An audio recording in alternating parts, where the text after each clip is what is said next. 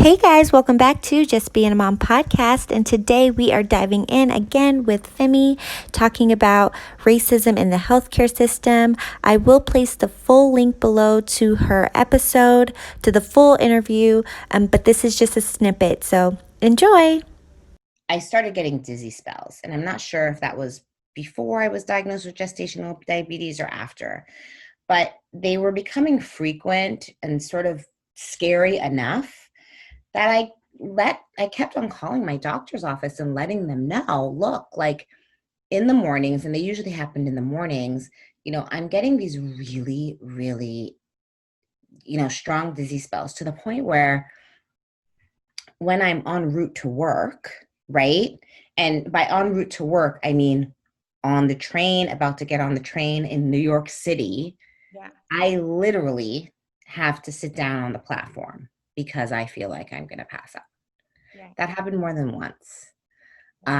Where, fortunately, I remember a construction worker like came by and gave me a bottle of water. A lot of people walked by me. I mean, they were not so nice the second pregnancy. I got more love the first pregnancy. But I really that was something that had happened to me where I was feeling these dizzy spells so badly that I had to sit down wherever I could.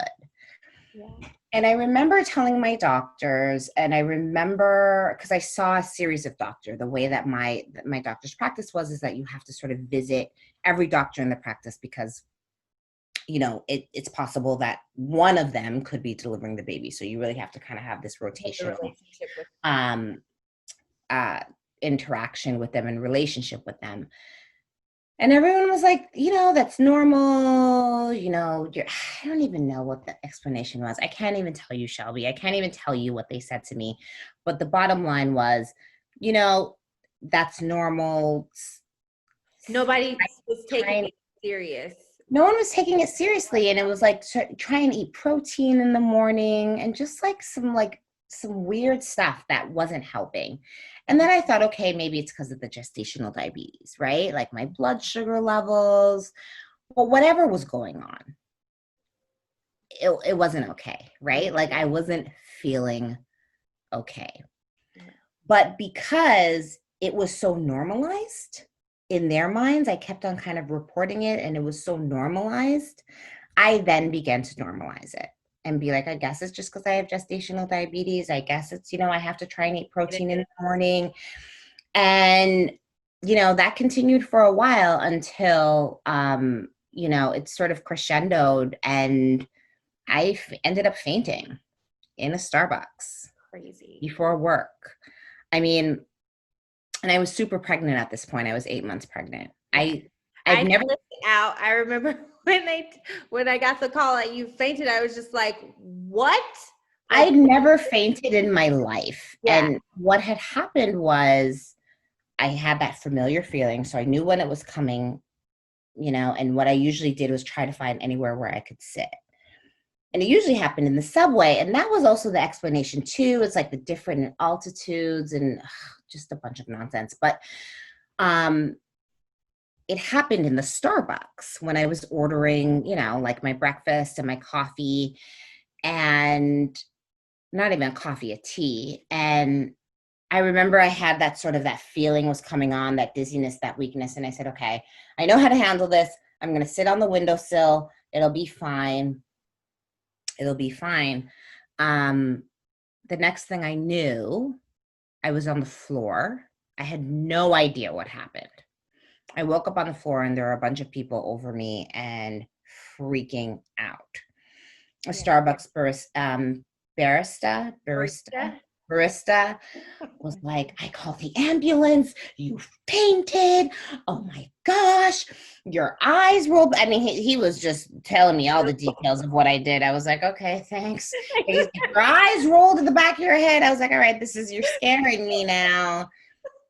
And people were really freaked out because they saw this full on pregnant woman just like slump to the ground and faint on the floor. Yeah. Fortunately for me, I didn't see that, right? I had no idea what happened. Yeah. And then at that point, I went to, and it's still, like I still was just like, oh my gosh, what's going on? I went to the doctor. Dylan, my husband, met me at the doctor's office. And then that's when they admitted me into the hospital, and I stayed overnight. And I have to tell you, when I went to the hospital,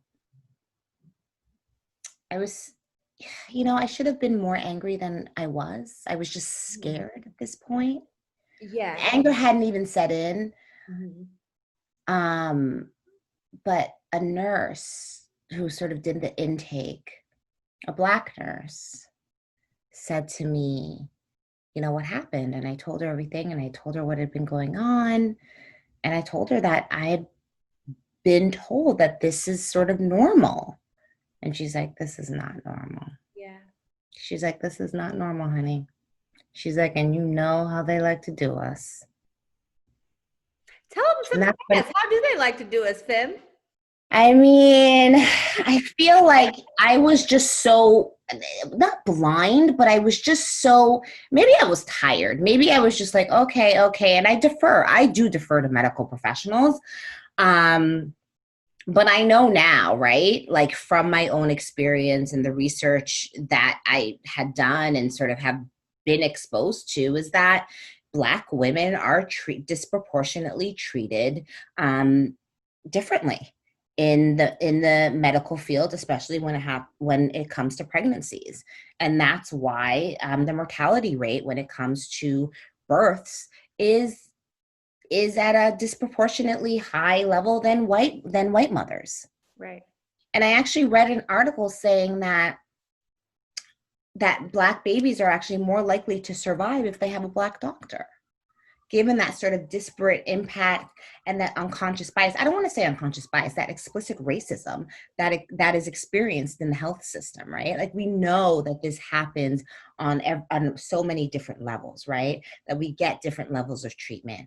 I was just thinking, as someone who is a lawyer, who advocates for themselves, who isn't, scared to speak up, who had, really good health coverage, right, and was really active in their own sort of medical journey. Yeah. This was happening to me. Yeah. And it can happen to any of us. Mm-hmm. And it's a shame in 2020 in New York City, even with, and I don't want to make I don't want to make a differentiation between healthcare, because all healthcare should be good. You know what I mean? Right. All medical services that are given to women should be quality medical services. But look, the reality is that some women and some patients are taken more seriously than others. Right. And those are devastating effects. I mean, I just think about it now all the time. And sometimes I literally will stop in my tracks. And I think, what if I was on the subway when I fainted that time? What if I fell in the tracks? What if I was crossing the street? You know what I mean? Yeah. I mean, look, thank God I was okay. Yeah. Whole train was okay.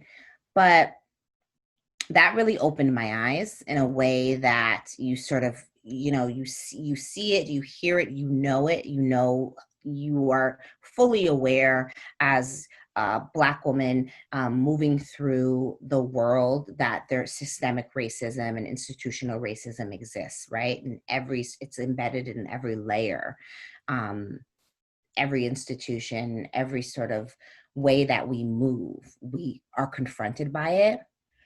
You're so vulnerable when you're pregnant that all you want to do is trust, right? And sort of leave it up to the professionals. But as Black women, you can't rest. You can't be vulnerable. You have to be vigilant. Right. And, I will say, fortunately for me, I was okay. Yeah.